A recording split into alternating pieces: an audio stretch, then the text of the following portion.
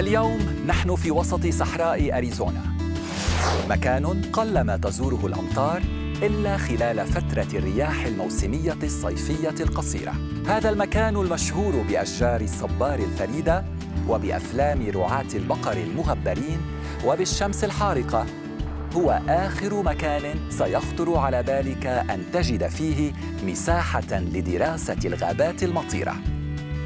ولكن ماذا لو أخبرتكم أن هذا المكان في صحراء أريزونا القاحلة يضم غابة استوائية خصبة بأشجار خضراء وارفة، حيث تمطر السماء كل يوم وأحياناً أكثر من مرة أو مرتين في اليوم الواحد.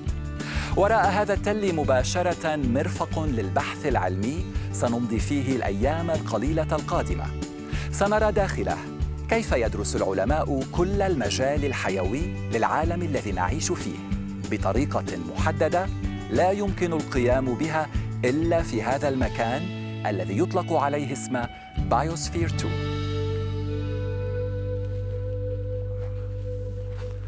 Hello. You must be John Adams. I am. I'm Tony. Nice to meet you, Tony. Nice to meet you too. Well, welcome to Biosphere 2. I mean, you couldn't have picked a better spot than here to see it for the first time. It is really impressive. I mean, what I see in front of me, it's like an oasis in the middle of the Arizona desert. It really is. I mean, it's so unique. I mean, you can see the architecture here, and it's striking. It's unlike anything most of us have ever seen. And we have like different buildings. I can see like 1, 2, 3. What is it exactly? Yeah, let me explain those to you. So right here in front of me, this large pyramid structure. Yeah. As you look down it, so the pyramid is the rainforest.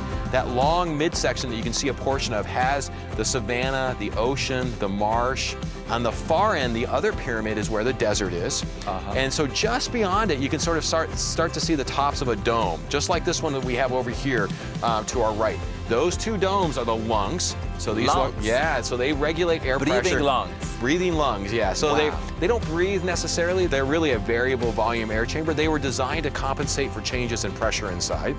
This other white skin portion right in front of us here is what we call the habitat. The people who lived inside Biosphere 2, this is where they had their apartments, they had their dining, their kitchen area. This is where they lived. This is where they lived. And then on the back side, you can see 3 arches. So that is the space that was the former area dedicated to their farm that we've converted into what we call LEO, the Landscape Evolution Observatory. This is the world's largest earth science experiment inside there. Here, we are specifically focused on understanding how changes in our environment influence the environments that we live within. How does those changes influence a rainforest or an ocean or a desert area?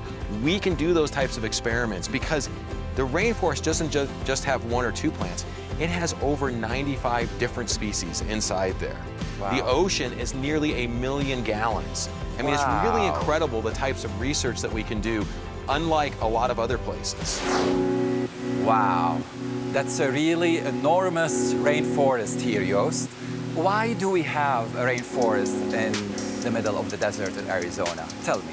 They wanted to have as much biodiversity in this building as they could get it. And one of the places of the highest biodiversity are rainforests. Right now we have a fully functional rainforest. And as you can see, it fills the whole place. Do you have are there any insects living here? Yes, there's insects like everybody's favorite cockroaches, ants and things like that. Those are very necessary as well to provide ecosystem functions. And then there are snails, there are worms, other things that live in the soil that help all the processes that mature the soil and function as in the normal rainforest. What we do not have are jaguars or anacondas or any of these large animals. But there were kind of limitations, right, when it comes to building a rainforest. Is there any difference between what we have here and the real rainforest in the Amazon?